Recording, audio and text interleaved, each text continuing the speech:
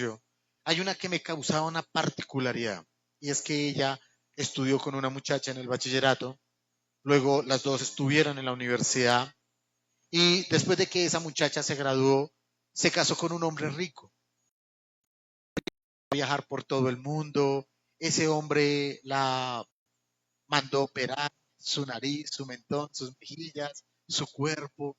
Y aparte de todo, ella iba por Venecia, Italia, Francia, París, cuántos lugares del mundo. Y en todos los lugares del mundo donde ella iba, se tomaba 1000 fotos y las colgaba en su Facebook. Y mi esposa se quedaba mirando esas fotos, refunfuñando. Decía, pues mi marido también me lleva a Venecia, pero allí por la 68. Pues mi marido también me lleva a México, pero allí con la Boyacá. Pues mi marido también me lleva a La Paz, pero no La Paz Bolivia, sino La Paz allá arriba. Y mi esposa empezó a compararse con esa muchacha al punto que ella empezó a dolerle la felicidad de la otra. Un poquito como envidiosa mi mujer, ¿no? Y empezó a sentir celos y empezó a sentir. Y un día me dijo, ¿sabe algo, Edward? Yo tengo lo que ella nunca va a lograr tener. Y es a Cristo en el corazón. Y así yo no viaje por el mundo. El mayor gozo mío, dijo ella, es que Cristo se haya sentado en mi corazón. ¿Sabe algo, mis hermanos? A veces nos falta humildad. A veces nos falta reconocer que nos falta humildad y que nos falta sencillez, que nos falta inclinarnos en nuestro hogar, que nos falta agacharnos a nuestra esposa y reconocer que vinimos a servir, que estamos acá para servir, que estamos acá para ayudar, que tal vez no vayamos a ser la figura más importante del partido, pero estamos colaborando en algo y en esto tenemos que aprender a ser humildes. ¿Usted ha visto alguno de los candidatos a la presidencia con humildad? No se puede ser humilde en esos cargos. No se puede. Por eso quienes suben allá se enseñorean de las naciones que gobiernan, pero no así entre nosotros. Entre nosotros el menor será el mayor. Quiere ser servido, primero tiene que servir. Tenemos que arrancar desde la estructura y desde la base como nuestro Señor Jesucristo. Haya pues en vosotros este mismo sentir.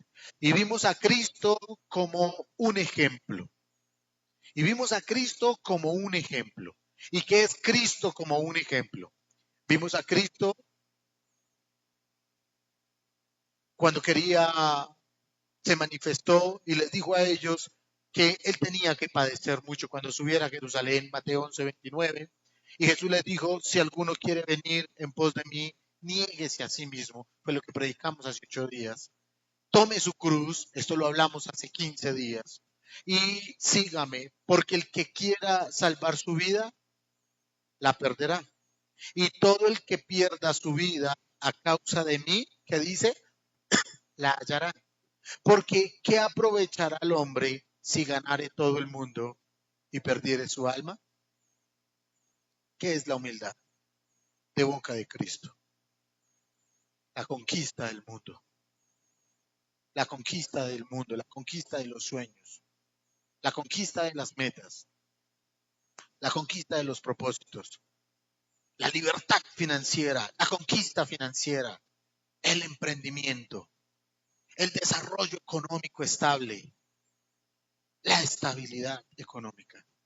Y muchas personas buscando la estabilidad económica hoy no vinieron. Y muchas personas buscando la estabilidad económica ya no se congregan. Y muchas personas alcanzando sus sueños, y sus sueños muchas veces es subir la loma en 40 minutos en bicicleta, bajar la loma en 30 minutos. Y muchos de sus sueños, sus metas, sus proyectos, sus propósitos y demás cosas están haciendo que los cristianos pierdan su santidad y pierdan su relación con Cristo. 8 horas de televisión diaria no es suficiente. 5 horas de televisión diaria no es suficiente. 3 horas de televisión diaria no es suficiente. Hay personas que están viendo 12 y 14 horas de televisión diaria. Y cuando usted compara, ¿cuántas horas va usted a la iglesia? y cuántas horas está detrás de su celular o de su computador o de sus redes sociales, usted se va a dar cuenta que va a ganar 1000 veces sus redes sociales que tener que asistir a una iglesia o tener que congregarse. Nosotros somos idólatras de los días porque adoramos San Pedro. Usted dice, pastor, usted no me puede decir que adoramos San Pedro. ¿A dónde va cuando es San Pedro? Luego sigue el fin de semana siguiente, que es el de la Inmaculada. Y como aquí todos los fines de semana con festivo se lo consagramos a un santo, nosotros andamos de romería en romería detrás de esos santos. Somos parte de esos santos cuando nosotros dejamos de congregarnos por andar paseando todos los fines de semana. ¿Saben algo? Hoy las carreteras están repletas porque todo el mundo está buscando lo suyo. Todo el mundo está buscando lo suyo. Jesús, el Padre, descansó ¿cuántos días de la semana? Descansó uno, el séptimo día. Pero a muchas personas ya no les queda tiempo ni siquiera para descansar el séptimo día. El séptimo día es un día de consagración, no es un día de trabajo. El séptimo día no es el día de las visitas, mi querido hermano. El séptimo día es un día de consagración. El séptimo día no es el día del centro comercial, mis queridos hermanos. El séptimo día es el día del Señor. ¿Saben algo? Muchas personas están alcanzando el mundo y todo lo que en el mundo hay.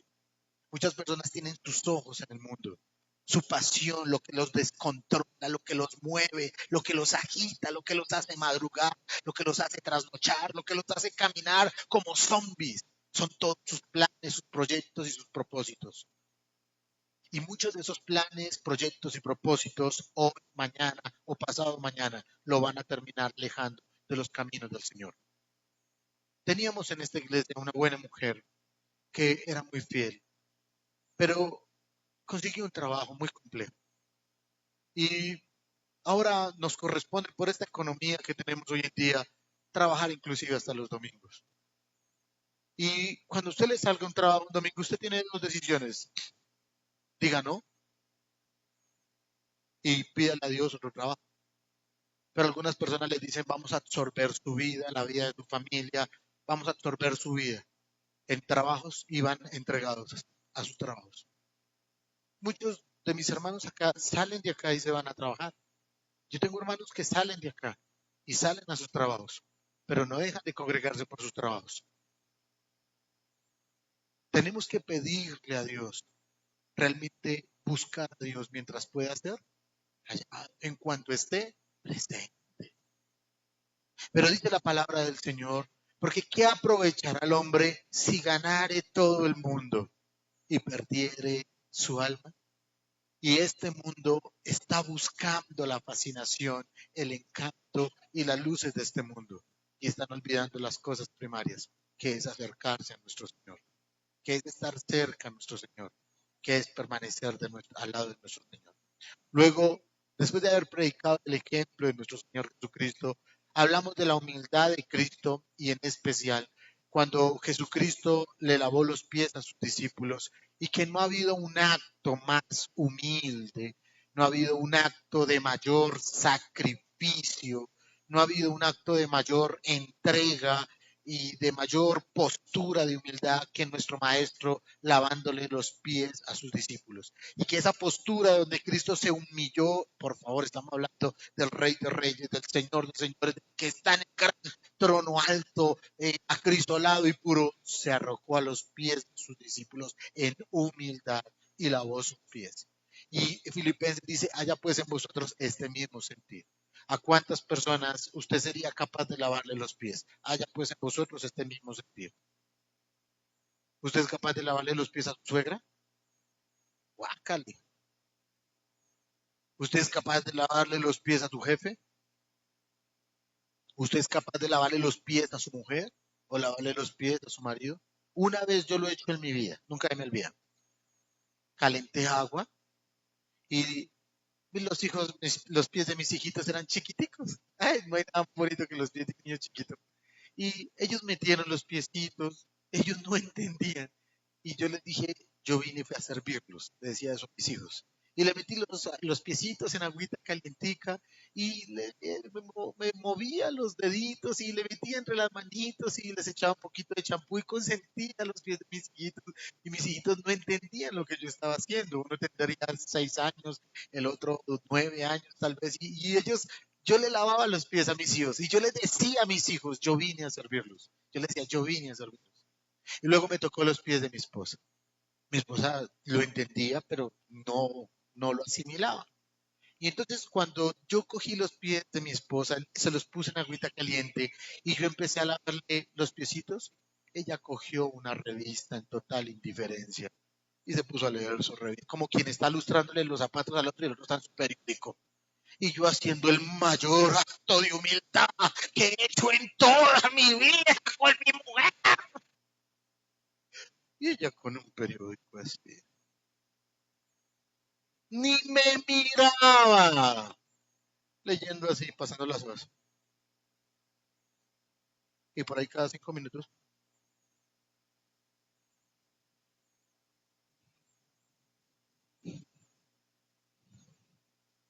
Pero igual no dejé de lavárselos. Y le quedaron muy bonitos. Porque vinimos fe a servir. Así que de ahí aprendimos la humildad de nuestro maestro. Hemos aprendido del ejemplo de Jesucristo hace 15 días, de la humildad de Jesucristo hace 8 días, y hoy vamos a aprender de la mansedumbre de Jesucristo. Mateo capítulo 21, versículo 5. Mateo capítulo 21, versículo 5. Dice la palabra del Señor, decid a la hija de Sión, he aquí tu rey viene a ti. ¿Cómo? Manso y sentado sobre una asna, sobre un pollino, hijo de animal de carga. Wow. Decid a la hija de Sión, he aquí tu siervo viene a ti, manso y sentado sobre una asna, sobre un pollino, hijo de animal de carga. La figura y el cuadro de nuestro Maestro en la entrada triunfante a Jerusalén, sentado en un asna. Y cuando usted digita pollino, eso es un burro pequeño. Eso es una promesa de burro. No alcanza a ser burro completo. Eso es una cosita toda chiquita y, y al menos fuera grande, al menos fuera una mula, que una mula es grande. Pero un pollino, eso parece un perro grande.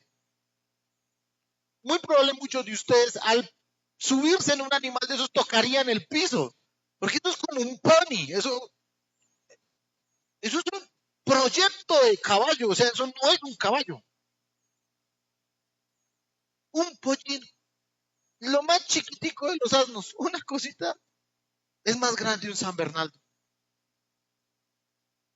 Y Jesús llegó montado en ese pollino. Es que no podía ser más humildad. Álvaro Uribe Vélez tiene caballos de paso fino. Y se sube en el paso fino y pone una persona en la mitad y coge con el rey sus pasos finos. Gacha. Tenía, ¿cómo se llamaba mi sargento el caballo de Gacha? El caballo de Gacha, Gonzalo Rodríguez Gacha. Atahualpa creo que se llamaba. ¿Cómo?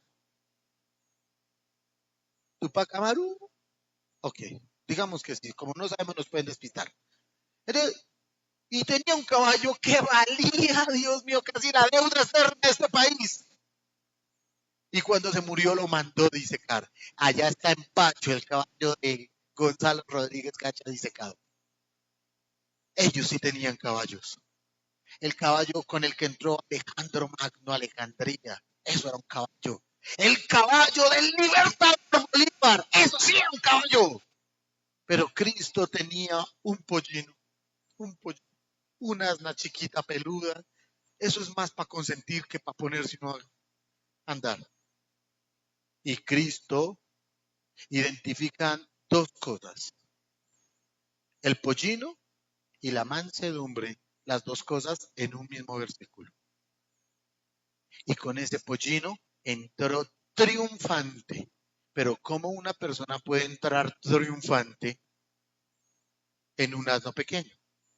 Yo les hago una pregunta. Cuando llegó Bolívar a Boyacá o entró aquí a la capital del país, si hubiera entrado en un pollino, ¿qué hubieran dicho de Bolívar? Donde Napoleón hubiera entrado después allí al arco francés y hubiera entrado en un pollino, ¿qué hubiera sido de Napoleón? ¿Qué sería de Napoleón? Y nuestro Señor entró triunfante en en un asna pequeña. Y ese fue el triunfo de Cristo, la mansedumbre a los ojos de todas las personas. Esa fue su victoria. Su victoria no fue la pampa, la fama y la gloria. Fue la humildad del pollino y la mansedumbre sentada sobre ese pollino. Porque con mansedumbre vino a vencer en este mundo. La mansedumbre de nuestro Señor Jesucristo. La mansedumbre asocia quietud. La mansedumbre habla de control emocional, de que está que explota y dice todas las cosas que se merecen, pero definitivamente se controla. Eso es mansedumbre, un control emocional.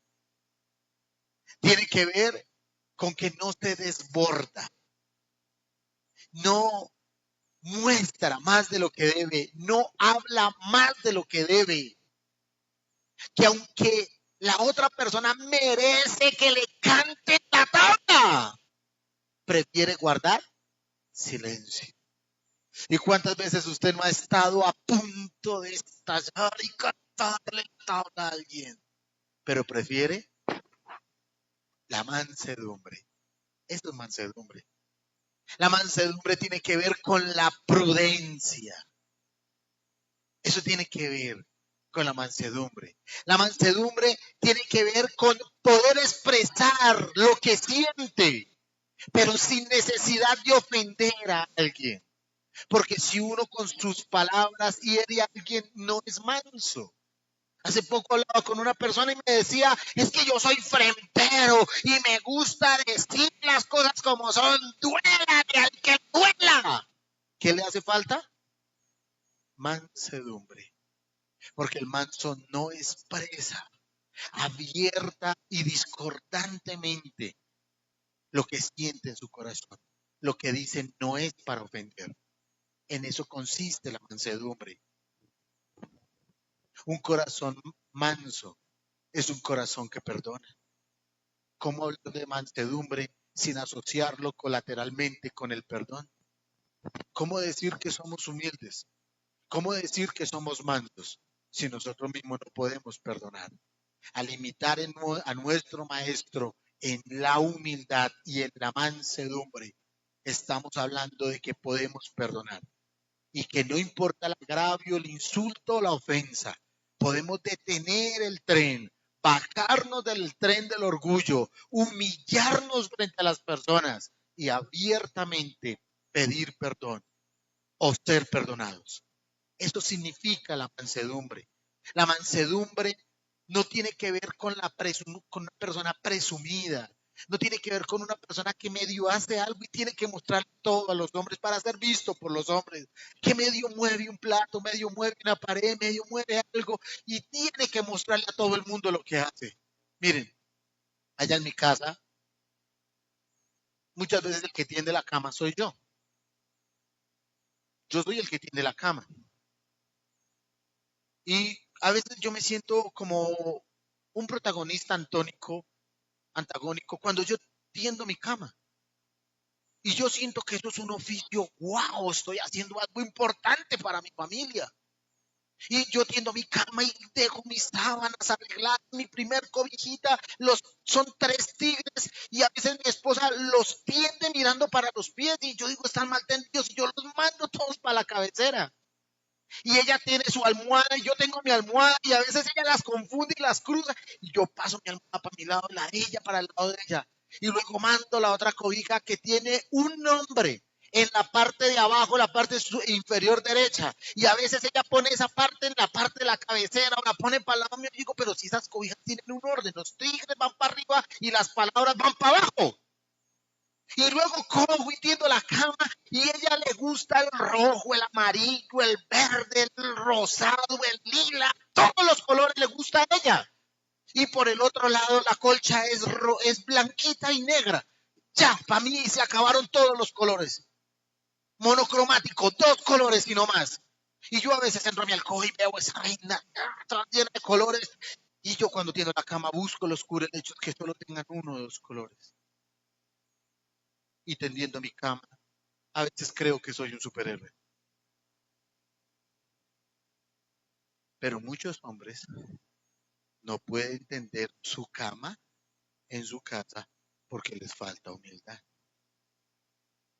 Tender una cama no lo hacen porque les falta humildad. ¿Por qué no lava hoy la loza? Yo, lavando loza. ¿Cuándo? Y muchas veces, ¿qué nos falta? Humildad, mansedumbre en nuestros corazones. Personas que no alardean de sus pequeños actos.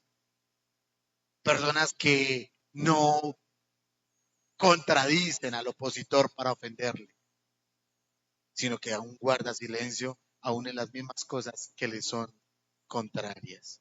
Pero una de las cosas más importantes de la mansedumbre fue la que me impresionó. Que la mansedumbre no son síntomas de debilidad,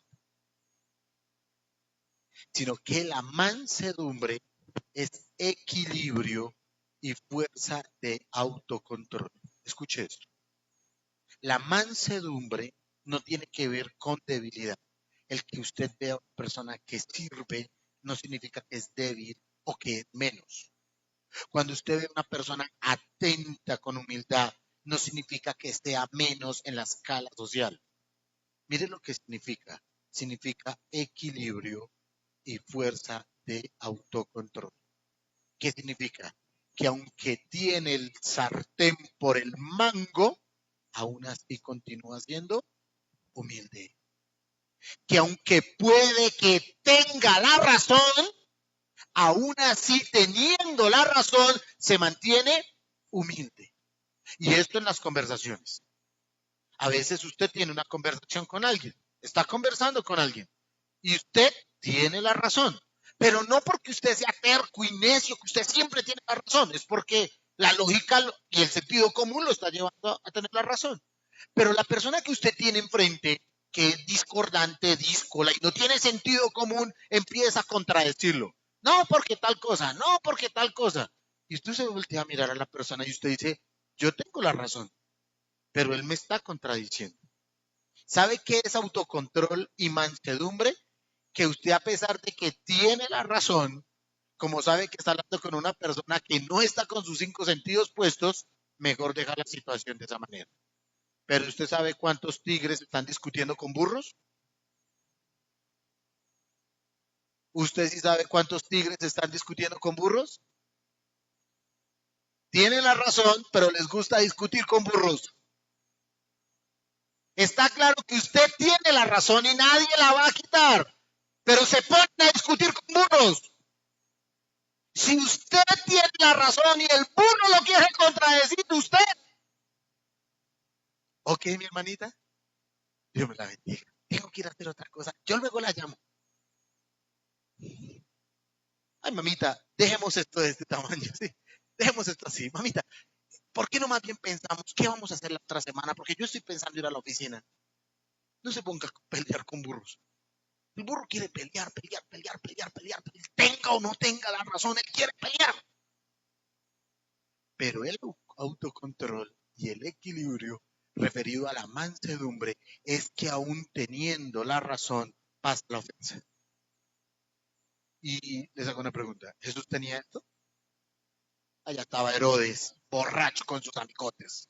Herodes, el tetrarca, borracho. Ah, tú eres Jesús, he escuchado mucho de ti. Jesús, hazme un milagrito. Así le dijo nuestro maestro. Y Jesús se quedó mirando al pendejo. Digo, a Herodes el tetrarca. Se quedó mirando a Herodes. Jesús sabía que era un burro. ¿Por qué discutía Jesús con un burro? Y Jesús sabía que era un burro. Y Jesús, para tenerlo contento, no se iba a poner a hacer milagros. ¿Sabe qué hizo Jesús? Lo ignoró por completo y no dijo ni una sola palabra. Mientras Herodes hacía el espectáculo más bochornoso con sus amigos delante del maestro, Jesús guardó silencio. Tenía para mover sus dedos así, la cabeza, ¡pum!, en el piso rodando como la de Juan el Bautista. Tenía solamente Jesús que mirarlo y parpadear un ojito para que se infartara y cayera frente a su presencia. Pero Jesús no. La mansedumbre tiene que ver con autocontrol, que puede que usted tenga el manejo de la situación, pero usted prefiere guardar silencio. Esta semana se subió al bus un hombre con un parlante más o menos así de grande. Al bus.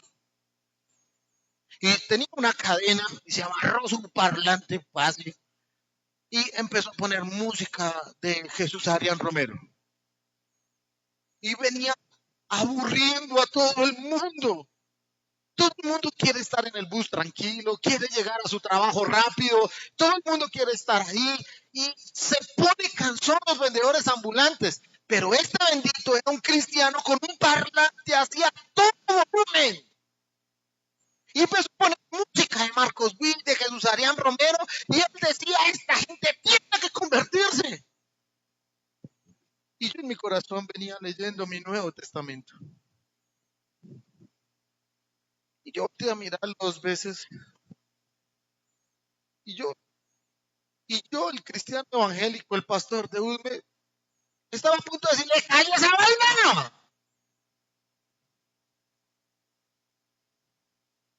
Y yo tenía toda la razón, ya tenía la gente desesperada. Pero preferí. ¿Cuántos no están en los buses discutiendo con burros? Perdiendo peleas con burros. Porque aunque tienen el control de la situación y saben que la situación es correcta, se ponen a discutir con personas que no quieren escucharlos. Hay un versículo bien importante y es el siguiente. Allí, por favor, en Filipenses, el capítulo que estamos leyendo. Dice la palabra, Filipenses capítulo 2, versículo 5. Dice la palabra del Señor.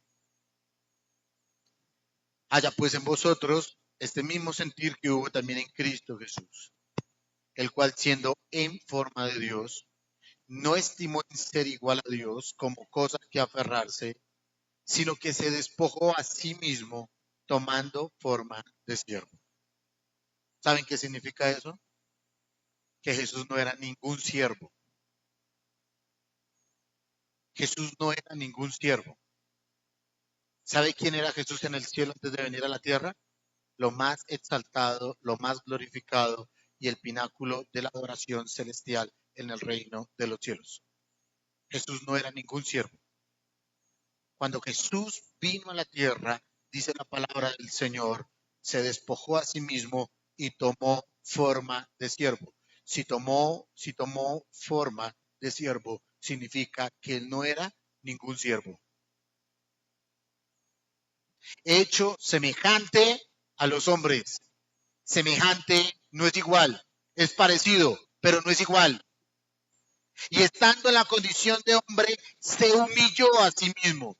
Significa que estando en el cielo, él no estaba humillado a sí mismo, haciéndose obediente hasta la muerte y muerte de cruz. ¿Sabe qué significa eso?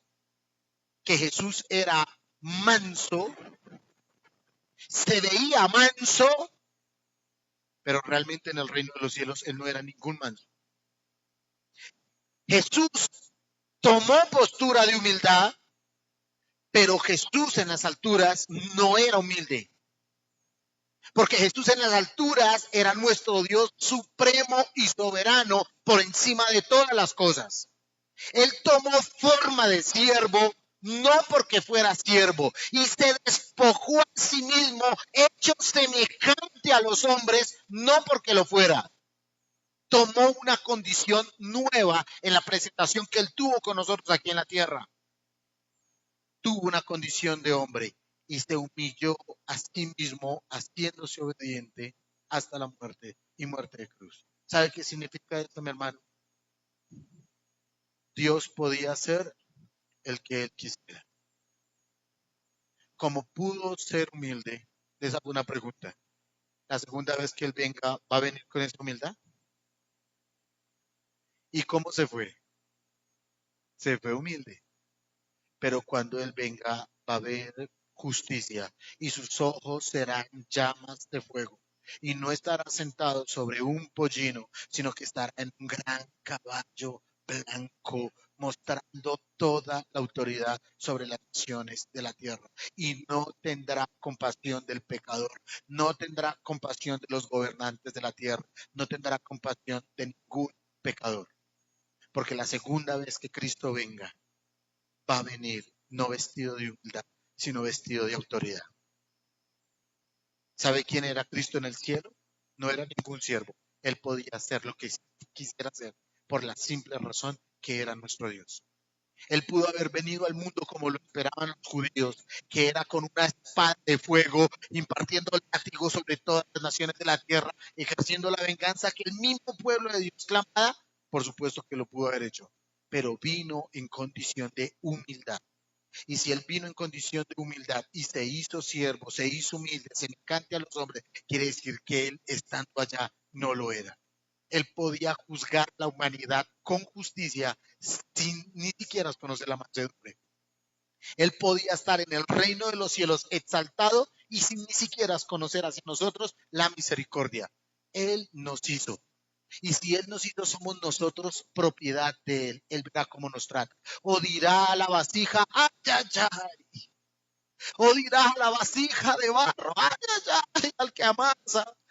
¿Cómo se llama el alfarero? O dirá a la vasija, ay, me duele, alfarero. Él puede hacer con nosotros lo que quiera en humildad o en justicia, porque Él es soberano para tratar a estos esclavos que somos nosotros como a Él bien le plazca. Y si bien pudiese colocarnos las cadenas de su nombre sobre nuestro cuello y sobre nuestras manos, somos hechura suya, creados en Cristo Jesús para buenas obras. Él nos hizo, Él verá cómo nos trata.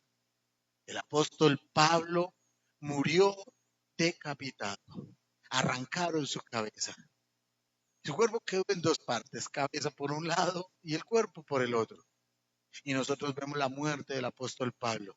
Y para nosotros es una muerte cruel, es una muerte con sevicia. En realidad nosotros pensaríamos que ningún cristiano realmente debería morir de esa forma. Y esa forma como murió se llama la justicia de Dios, porque Él verá cómo nos trata. Y Él verá lo que hace con nosotros, porque nosotros estamos en sus manos y dependemos absolutamente de Él. Y si Dios nos quiere tratar con misericordia, bendito sea el nombre de Dios, porque nos quiere tratar con misericordia.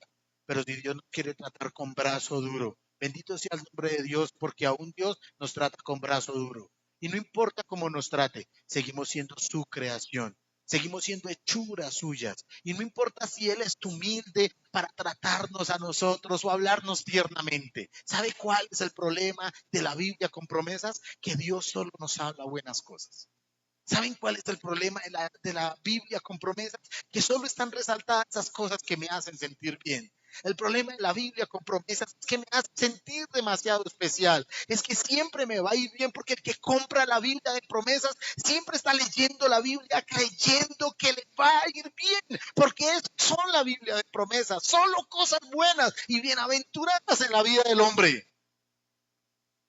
Pero la Biblia, mi querido hermano, no son solo promesas. La palabra del Señor, usted no puede solo enamorarse de las promesas de su Dios.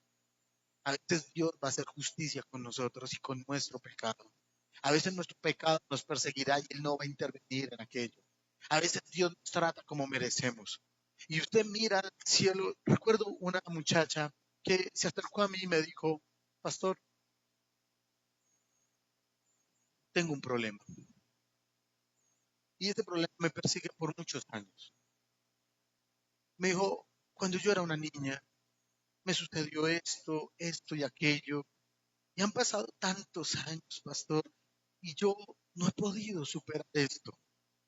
Y para mí es un peso muy grande que yo no me puedo liberar. Y yo soy cristiana, amo ir a la iglesia, pero yo no me puedo quitar ese peso de las espaldas.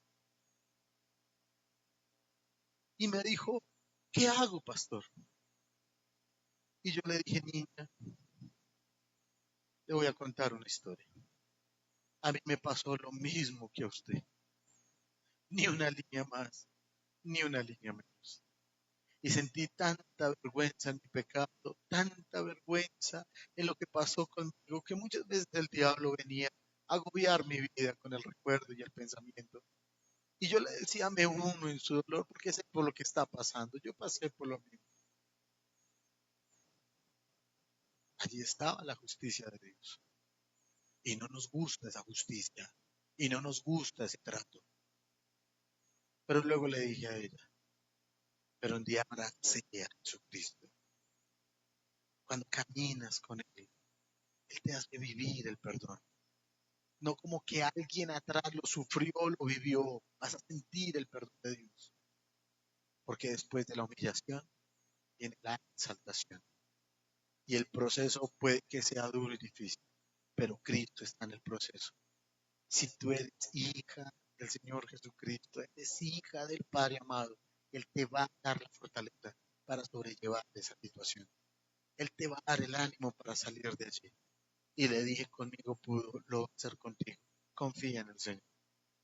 Y estas cosas que avergüenzan nuestra vida por el peso, la culpa y la indignación que hubo en nuestros corazones son la materia prima para la restauración. Porque si no hay dolor no va a haber restauración. Porque si no hay dolor no va a haber quebrantamiento. Porque si no hay dolor no va a haber reparación. Porque Dios va a mirar con ojos de misericordia en medio del llanto, del dolor, del sufrimiento y nos levantará para darnos la victoria. Ese es nuestro Cristo. Y yo tengo que decirles algo, mis queridos hermanos. Él no tenía por qué ser humilde para venir a la tierra. Él no tenía por qué ser manso.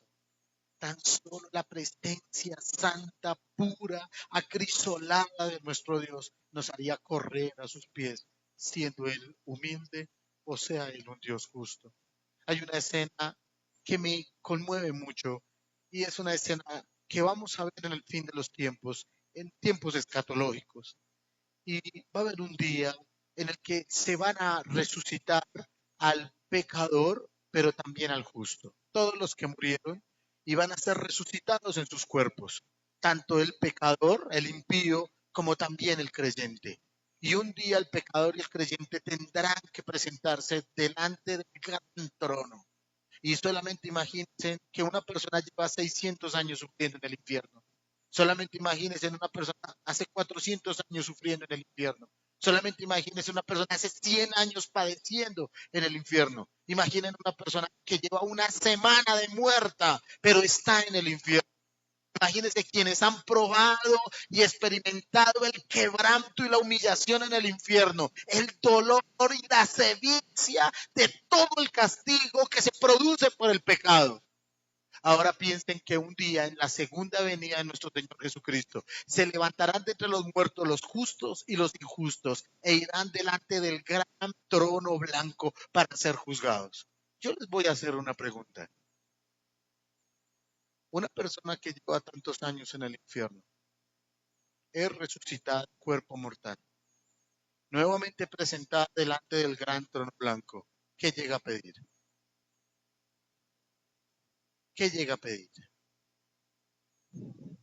Ya probó el fuego, el gusano no muere, ya probó la desdicha del infierno. Cuando se presenten delante del gran trono blanco, ¿qué es lo que van a pedir sus bocas? Y le van a pedir misericordia ¿a quién? ¿A un Dios manso o a un Dios justo? Porque si el dolor y el quebranto se presentaran delante de un Dios manso, tal vez les perdonaría. Y esos mismos resucitados que estuvieron por años en el infierno serían llevados a una mejor gloria, como dicen los católicos. Han salido del purgatorio y han sido puestos nuevamente en el lugar de la gracia. Si Dios juzgara con amor, perdonaría los pecados de muchos que están en el infierno el día que lleguen al trono blanco. Pero cuando lleguemos delante de Jesucristo, no vamos a llegar delante de ese que está sentado en un pollino, sino vamos a llegar delante del que es justo eternamente y para siempre. Y solamente piense cuántos corazones, cuántas almas y cuántas vidas clamarán por misericordia y la misericordia le será negada. ¿Cuántas personas, cuántas almas clamarán por justicia? Ya aprendí la lección. Ya me di cuenta que el pago de mis pecados es terrible. Ya caí en cuenta que haberme apartado de ti fue lo peor. Ya aprendí que tanta maldad cohabitada en mi corazón fue perversa. Ya aprendí. El dolor me hizo aprender lo que estoy viviendo. Pero Jesús, ten misericordia de mí. Y el Dios que es justo no puede juzgar con mansedumbre. Y el Dios que es justo no puede juzgar con amor. El Dios que es justo tendrá que juzgar con justicia y darle a cada uno lo que realmente merece por sus actos hechos en la tierra. ¿Sabe algo, mi querido hermano? La mansedumbre de Cristo nos hace parecer a Cristo. Y ni aun la mayor de todas nuestras justicias podría parecerse a la justicia de Dios. ¿Sabe qué va a decir Jesús después del clamor del pecador en el gran trono blanco? Apartados de mí, malditos, nunca os conocí, hacedores de maldad. Y los apartará como quien aparta la oveja de los cabritos a la condenación y muerte eterna. La suerte del pecador que nunca quiso acercarse a Cristo.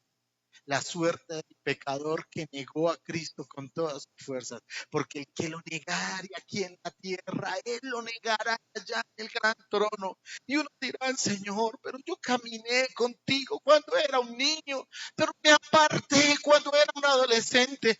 Tenme en cuenta los años que yo estuve de niño en tu casa. Y el Señor dirá, no, apartado de mí. Nosotros estamos en un problema universal. Y es que creemos que como tenemos un Dios manso y humilde de corazón, cuando muramos nos vamos a encontrar con Él. Y la sorpresa va a ser otra. Dice la palabra del Señor que todo ojo le verá. El pecador y el justo verán esos ojos tan preciosos de nuestro Maestro. Y en la condición en que haya partido, en esa condición será juzgado. Vuelvo y se lo repito, en la condición que partió de esta tierra, en esa condición será juzgado. Por eso, mis queridos hermanos, toca colocarnos delante de nuestro Señor. Toca presentarnos delante de nuestro Señor. Porque la Escritura habla mucho de su mansedumbre y de su humildad, pero también habla de su justicia. Y tenemos que presentarnos delante de nuestro Dios tal cual somos, mis hermanos. Y tenemos que decirle a Dios, Jesús, te necesito. Jesús, te necesito. Jesús, te necesito. Sabe que va a haber un solo día en el que nunca vamos a volver a llegar tarde. Va a haber un día en el que todas nuestras acciones serán juzgadas delante del gran tribunal. Y sabe algo, no va a haber excusas.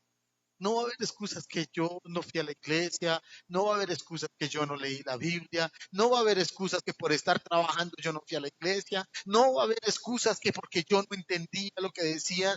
Va a haber un día en el que no va a haber excusas, el día que nos presentemos delante de nuestro Señor. Por eso mientras estemos aquí en la tierra, imitémosle en su humildad, para que en el tiempo futuro no nos encontremos con su justicia de forma negativa. Por eso parezcámonos aquí a Jesús, para que en el pasar por nuestra tierra, en nuestra vida, podamos caminar con mansedumbre, con humildad de corazón, para que un día cuando nos encontremos con el gran Dios eterno, nos encontremos con ese Dios de amor. ¿Saben algo? Los mismos ojos de fuego que juzgarán al impío son los mismos ojos de amor que recibirán en justicia a todos sus hijos. Los mismos ojos de juicio para unos son los mismos ojos de amor para otros. Solamente le pregunto a su corazón, ¿con qué ojos se quiere usted encontrar?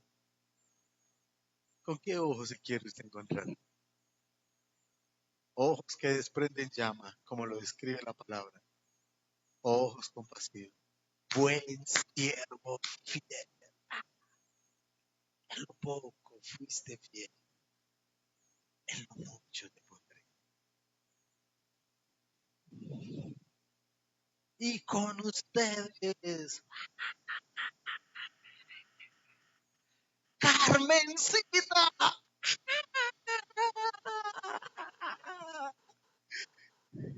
Y el Señor corriendo, bajándose de su trono, a recibir las moradas eternas. Buen siervo fiel. La herencia para el pueblo de Dios. La herencia para el pueblo de Dios. Colóquese por tus pies, por favor.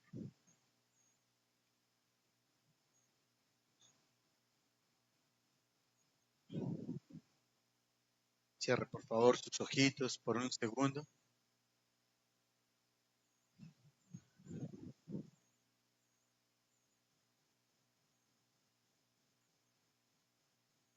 Y hágase merecedor de las promesas de Dios.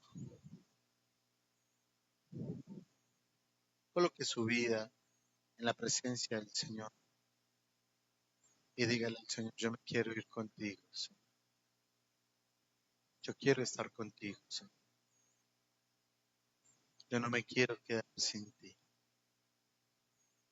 A la única boda que no quiero faltar es a las bodas del Cordero. Dígale al Señor Dios Todopoderoso, yo quiero estar contigo. Pídale perdón a Dios por todos sus pecados. Dígale al Señor, perdona mis pecados y perdona mi maldad. Y si usted siente que los pecados que hay en su vida realmente están ardiendo en su vida y que cada día sus pecados lo separan más de Dios, hoy es un precioso día para que usted tenga una linda relación con Jesucristo. Hoy tiene una oportunidad muy valiosa de hacer amistad con Jesucristo. Si usted es de las personas que nos acompañan por primera vez, si usted es alguien que vino por primera vez a la iglesia o lleva poquito tiempo viniendo, yo le ruego que con sus propias palabras le pida perdón a Jesús. Dígale, Jesús, yo no te veo, pero te pido perdón. Dígale, Jesús, tampoco lo que yo conozco de ti, pero te pido perdón por mis pecados. Dígale a Jesús, si está arrepentido de sus pecados verdaderamente, dígale a Jesús, me arrepiento de mis pecados. Dígale al Señor, mis pecados hasta el día de hoy han consumido mi vida, han estorbado en mi vida. Y dígale a Jesús, quiero que me perdones. Si usted es nuevo en esta mañana y viene por primera o segunda vez, dígale a Cristo, perdona mis pecados.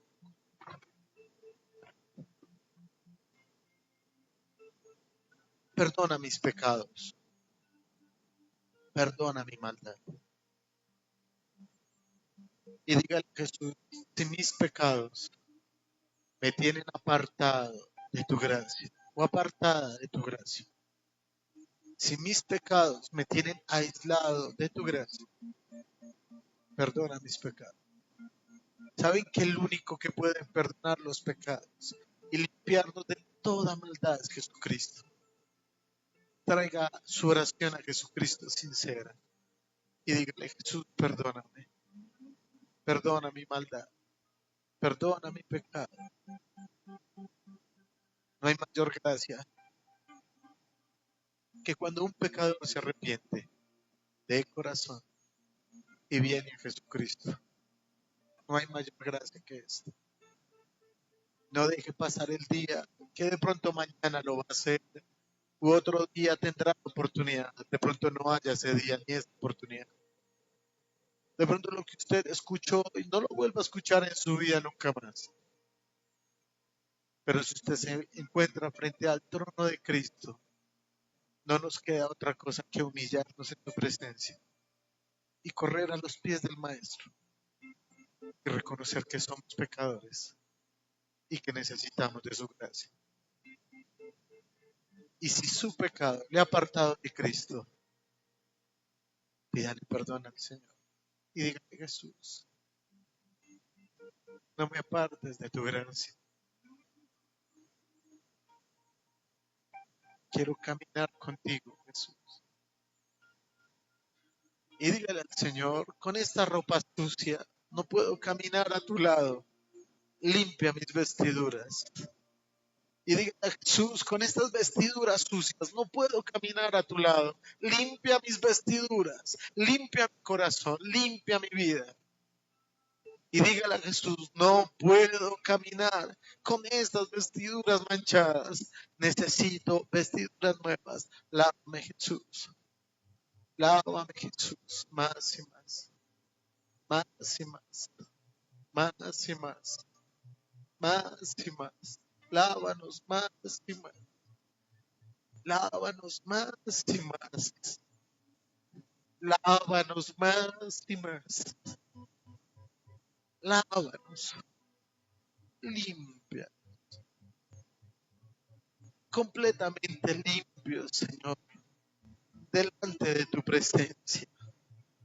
Completamente resplandecientes cuando el perdón llega al corazón del pueblo. Realmente limpios y puros por tu palabra. Realmente limpios, Señor del cielo, por tu nombre. Realmente limpios, Señor, por tu nombre.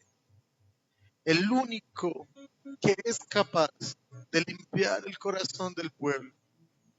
El único que es capaz de limpiar el corazón del pecado se llama Jesucristo.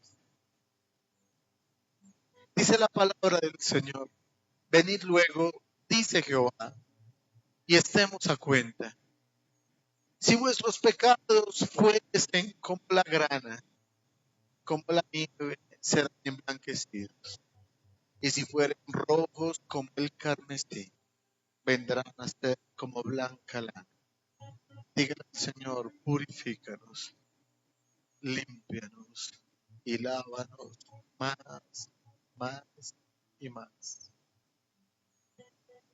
Lávanos con tu sangre, purifícanos con tu sangre y lávanos y haznos nuevas criaturas. Dice la palabra del Señor que las cosas viejas pasaron y aquí todas son hechas nuevas. Levante sus manos al cielo y diga al Señor: haz cosas nuevas en mí. Dígale al Señor: las cosas viejas pasaron. Dígale al Señor aquellas cosas que estorbaban en mi vida para poderte mirar, Jesús, pasaron. Las cosas viejas que el enemigo me acusaba, me denigraba y me humillaba, pasaron. Todas aquellas cosas que me unían al pecado, al mundo, te quedaron atrás. Y dígale al Señor: ahora todas son hechas nuevas. Levante sus manos al cielo y dígale al Señor: haz todas las cosas nuevas en mí. Porque dice la palabra que el que no nace de nuevo no entrará al reino de los cielos. Hay que nacer de nuevo. Eso solamente lo hace el Espíritu Santo. haznos nacer de nuevo y haznos nuevas criaturas, como lo dice la Escritura, Señor. Confiamos en ti y depositamos, Señor, las fuerzas de nuestro corazón en tu presencia. Confiamos en ti, Jesús. Señor, bendice a tu iglesia, Señor. Bendice a tu pueblo, bendice a tus hijos. Bendice esta tu casa, tu habitación y tu morada. Bendice este pueblo, Señor, que te busca incansablemente de día y de noche, Señor. Con muchos de ellos nos vamos a encontrar en el gran trono frente al gran tribunal. Te pido que los bendigas. Con sus manos levantadas, dígale al Señor, yo quiero estar un día frente a ti en el gran tribunal de justicia. Dígale al Señor, un día tú me juzgarás por lo que yo haya hecho, haya sido bueno o haya sido malo. Y dígale al Señor con palabras sencillas, es mi deseo estar contigo para siempre. Dígale al Señor, no me dejes, ni me desampares. Coloca tu sello, coloca tu presencia en mi corazón. Y dígale al Señor, te ruego que me selles con salvación y vida eterna en mi corazón. Gracias, Jesús. Señor, a ti damos toda gloria, toda honra y toda majestad, porque solamente tú la mereces, Señor del cielo. Padre, bendice a la iglesia, guarda a la iglesia, protege a la iglesia, ayuda a la iglesia. Gracias, Señor, por la palabra en esta mañana, Señor, porque arde en nuestros corazones para salvación y vida eterna. Ayúdanos, oh gran Jesucristo, a permanecer en pie en este mundo y en esta vida como la vemos. Hasta el día de hoy has sido fiel y nunca dejarás de ser. Bendice, Señor, Padre amado, a cada familia aquí representada.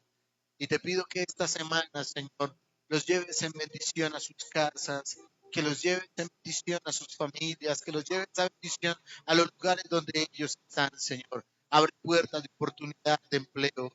Oramos por los enfermos, Señor del cielo.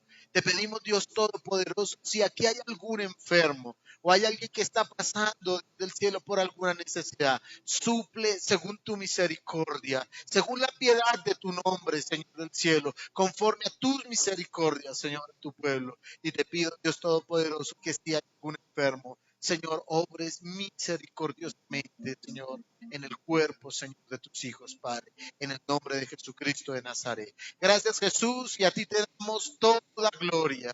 Jesús, a ti te damos toda honra. Jesús, a ti te damos toda alabanza, porque solamente tú, Señor, la mereces eternamente y para siempre, en el nombre de Jesús de Nazaret. Amén, amén y amén. Que el Señor los continúe bendiciendo. Muchísimas gracias por venir en esta preciosa mañana. Perdónenme por haberme demorado tanto, pero si ustedes me preguntan a mí, yo los veo resplandecientes. Vale la pena quedarse un poquito más. Que el Señor los continúe diciendo. Gracias por venir. Bendiciones. Nos vemos en 8 días, si Dios lo permite. Invite, por favor, un amigo, invite una amiga, invite un vecino, invite un compañero de trabajo, invite un familiar. Traiga a alguien a la casa del Señor y permita que también sea alimentado con el poder de la palabra.